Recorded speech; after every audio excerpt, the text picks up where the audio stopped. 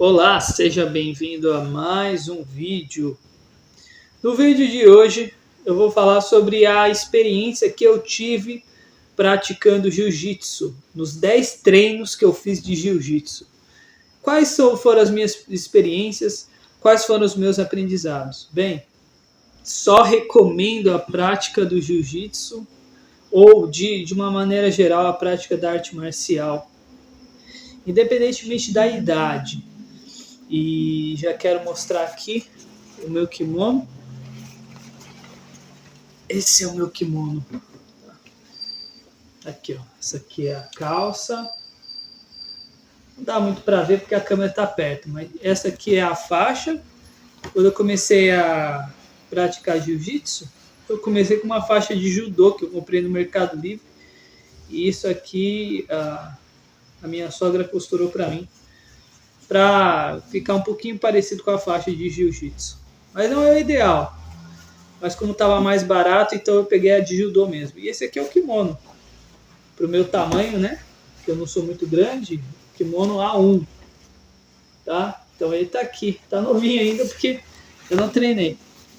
E qual foi a experiência que eu tive com jiu-jitsu? Bem, em primeiro lugar, eu sempre tive vontade de praticar artes marciais e agora eu vivo um tempo em que eu posso, enfim, eu posso praticar, né?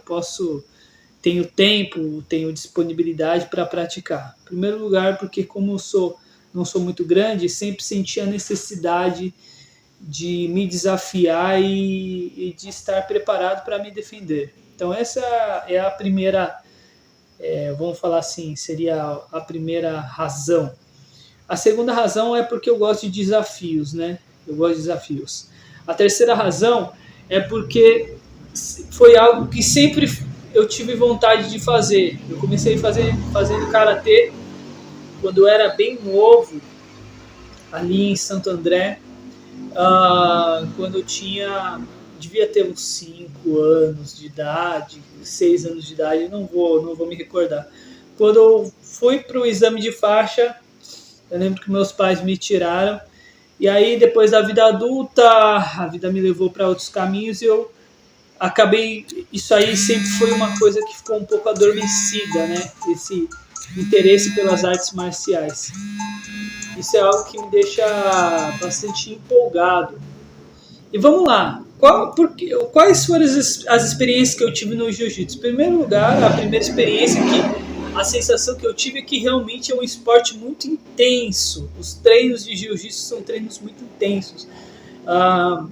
Se você é praticante da arte marcial, se você já praticou jiu-jitsu alguma vez, você sabe como que é o treino de jiu-jitsu, como que é um treino intenso, como que ele é, assim, como que é um treino extenuante. Para você ter uma noção, nos treinos que eu ia, que é de um projeto social aqui da região, ó, esse kimono do jiu-jitsu, ó, ele é grosso, ele é extremamente grosso e no final do treino, ó, ele não é um tecido fino. E no final do treino, esse kimono, ele ficava encharcado. Você ficava, é como se você pegasse um kimono desse e você molhasse um balde de água. E não era porque era quente, porque eu comecei num período que não estava tão quente assim, estava temperatura amena. Então, assim, os treinos eram muito puxados, a parte de preparação física. Eu já fazia exercícios esporadicamente, não entrei sedentário, mas mesmo assim eu senti. Nas 2 primeiras semanas eu fiquei com um leve mau jeito no ombro, depois eu tive que ficar 15 dias sem ir para os treinos, para depois voltar. E eu fui aprendendo um pouco que não se trata só de uma questão de força, se trata de uma questão de como que você cai corretamente no tatame para você não poder se lesionar, enfim. E uma coisa muito interessante no jiu-jitsu, se eu estiver errado, alguém que sabe mais que é da área me corrija, tá? Nos comentários. Mas salvo engano, o jiu-jitsu ele foi uma espécie de adaptação do jiu-jitsu japonês, que tanto que o jiu-jitsu se fala que é jiu-jitsu brasileiro, né? Que ele foi, eu não gosto de falar criado, que é muito forçado, mas ele foi criado por Hélio Gracie. E se você ver as fotos de Hélio Gracie, você vai ver que era um cara extremo, bem magro. Então, a tônica do jiu-jitsu é você usar o poder de alavanca do corpo, através dos estrangulamentos, dos entorces, para você poder dominar seu adversário. Então, Hélio Gracie ele adaptou o jiu-jitsu japonês para a realidade do seu corpo, de um cara que era muito magro, assim, né? Depois nós vimos aí que você teve ali a questão do começo ali do MMA, que aí o jiu-jitsu começou a desafiar outras artes marciais, que era a luta livre, né? Para mostrar a relevância do jiu-jitsu dentro do cenário, né? Do cenário ali das lutas, né? Até naquela época, era uma época que ainda tinha muito preconceito com o jiu-jitsu, que era uma coisa nova, né? Então, como eu disse, os treinos, isso aqui ficava encharcado, você voltava extremamente desgastado do treino. E as minhas experiências com os rolas, né? Na verdade, as minhas experiências foram positivas, mas eu não consegui muitas finalizações, né? Talvez porque eu não seja muito forte, ou com certeza, né, não tinha técnica o suficiente. Consegui finalizar um faixa azul. Até hoje eu não sei se ele deixou que eu finalizasse, né, para que eu ficasse feliz, ou se realmente eu consegui finalizar com muita sorte no meu segundo treino, né? Enfim. E eu acredito nas duas teses, porque ele não era um cara muito grande, ele não era também um cara muito forte. E ele era um faixa azul, então se você pegar a graduação das faixas no jiu-jitsu, você tem faixa branca, faixa azul, faixa roxa, faixa marrom e faixa preta.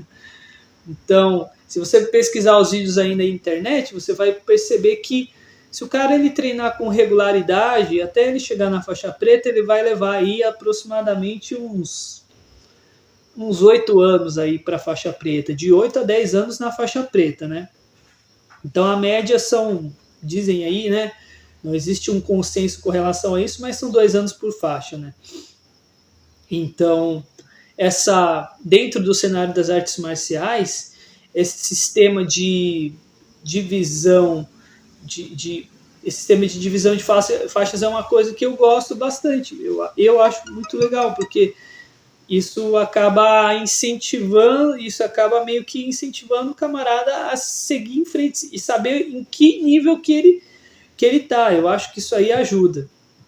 A gente vê depoimentos de pessoas aí que já são black belt, né, faixa preta, que diz que o começo da jornada começa com a faixa preta. Eu acho que eles entram aí em um nível de entendimento da arte marcial que um faixa branca como eu não tem ainda, tem que passar por esse caminho das pedras. Mas a minha experiência, ela foi muito positiva. E por que eu parei? Eu parei porque, por causa de questões que envolvem a locomoção e aí a correria da vida, eu acabei parando. Mas, de fato, eu acabei quebrando o dedinho do meu pé esquerdo no exercício de movimentação, e eu acabei fazendo isso sozinho, que o dedinho ele dobrou no tatame, e aí eu tive múltiplas fraturas nesse dedinho, quase fui para a mesa de cirurgia, fiquei 50 dias de atestado médico, sem poder colocar, assim, fiquei uns 20 dias, 30 dias sem poder botar o pé no chão, depois colocando parcialmente o pé no chão. Mas não foi por causa disso que eu parei, né?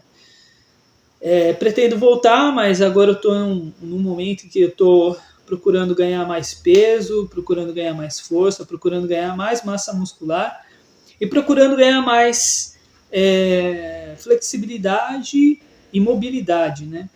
Porque quando eu entrei Eu não sabia o que era uma guarda, eu não sabia o que era passar guarda, eu não sabia o que era a posição dos 100 quilos, eu não sabia o que era um armlock. Na verdade, eu só sei do armlock, os outros eu esqueci. Mas o conhecimento que eu tenho hoje de jiu-jitsu, isso é o que mais importa, é muito melhor do que antes do meu primeiro treino de jiu-jitsu, né?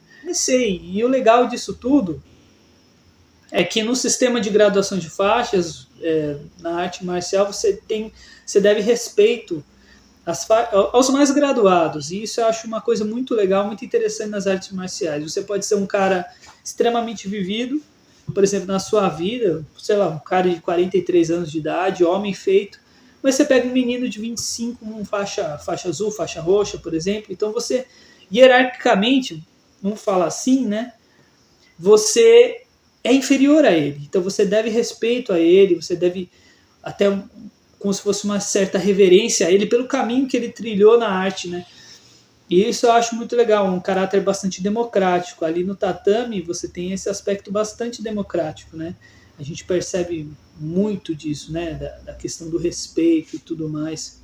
E diz que no jiu-jitsu é como se fosse um xadrez humano. Eu lembro que eu estava fazendo rola com um cara muito maior que eu, mais pesado. Geralmente o cara mais pesado ele é mais forte. E aí eu percebi que se esse rapaz ele subir em cima de mim, eu não saio mais daqui. Então eu tenho que fazer de tudo para evitar que ele faça a posição dos 100 quilos em mim. Então eu tenho que usar o meu recurso. Qual é o meu recurso? É a minha agilidade, por ser mais leve. A força não seria tanto. A agilidade e rapidez. Então você trabalha com esses conceitos estratégicos dentro do jogo, você sabe quem você ver, pelo menos vendo o tipo físico da pessoa, você sabe quem que você vai enfrentar ali no rola e que tipo de estratégia talvez você tenha que tomar. Quando você lida com um contexto de arte marcial como esse, você como um civil, se você não é policial, se você não é bombeiro, se você não lida com situações de muito estresse, ali é um cenário mais próximo de um estresse treinado que você pode ter, por exemplo. Novamente, se você não é membro das Forças Armadas, se você não é policial, se você não é... sei lá, se você não é... essas pessoas, né, que representam a parte de segurança nacional, esses profissionais, você vai... é uma situação mais próxima de um estresse treinado que você pode ter, porque é algo que equivale... não vou falar que é igual uma luta de rua, uma briga de rua, porque a briga de rua não tem regras. Mas você é um treino de estresse. Entendeu? Que você, principalmente na parte do rola, você está ali em luta com uma outra pessoa, fisicamente com uma outra pessoa. Você sabe que tem regras, mas você sabe que vai ter um cara que vai estar puxando, vai ter um cara que vai estar puxando a sua lapela, tentando te finalizar. E se você está sempre na sua vida, no seu dia a dia, acorda, vai para o trabalho, acorda, vai para o trabalho, estuda, vai para a faculdade, tal, você perde, principalmente vendo por esse lado de homem, você perde aquele... não é que você perde, é claro que a luta dos dias de hoje é uma luta mais aqui, mas é algo que ele é... essa arte marcial, ou as artes marciais em si, mas eu estou falando do jiu-jitsu, ela é algo eminentemente, vamos falar assim, falar essa palavra não é no sentido, mas é algo másculo mesmo, algo de homem, assim, sabe? Então é algo que é muito legal e desenvolve muita confiança no homem. Você pode ser até como era o meu caso, que eu era finalizado toda hora, mas você vai sair de lá mais forte perante a sociedade. Porque quando você coloca o mais fraco perto de um grupo de pessoas mais fortes, por associação ele vai ficar mais forte. Porque ele vai procurar melhorar até no mínimo pelo menos chegar num nível médio daqueles lutadores, daqueles artistas marciais. Então, mesmo ele sendo constantemente finalizado, pelo menos essa é a minha percepção, ele sai de lá mais fortalecido, ele sai de lá com uma autoestima melhor. Eu me lembro que eu estava fazendo rola com um cara que ele ainda estava fumando. E ele, assim, tinha mais técnica que eu, porque ele já tinha. Ele era um branca, mas era um branca que já tinha treinado, tipo, 8 meses, assim, tinha parado, mas ele tinha mais técnica. E eu tinha mais gás. Não tanta força assim, mas eu tinha mais gás. Então eu tentava cansar ele também, usando esse recurso. Mas já tiveram situações que foram o contrário. Eu fui fazer rola com, tipo, meninos, assim, tipo, adolescentes, assim, 18, 19 anos, e o menino simplesmente não parava, tinha gás a todo momento. E eu tinha que segurar toda essa situação, tentar manter a minha calma, porque o moleque era forte, o moleque tinha gás, e o moleque era um branco igual eu. Então, em termos de técnica, a gente era equivalente. Eu deveria usar minha mente para lidar com essa situação. Então, particularmente, eu gosto muito de um lutador, ex-lutador de MMA, né? O nome dele é Lyoto Machida. Inclusive, eu li o livro dele, recomendo a leitura por ser um livro simples, por ser um livro de fácil leitura, por ser um livro didático, que é o Código do Dragão. É um livro que vale a pena a gente ler. Esse foi o vídeo que eu falei sobre a minha experiência do jiu-jitsu. Se você gostou desse vídeo, também falando de uma coisa diferente aí, dá aí a sua curtida aí e o seu gostei. Um abraço e nós nos vemos no próximo vídeo. Falou!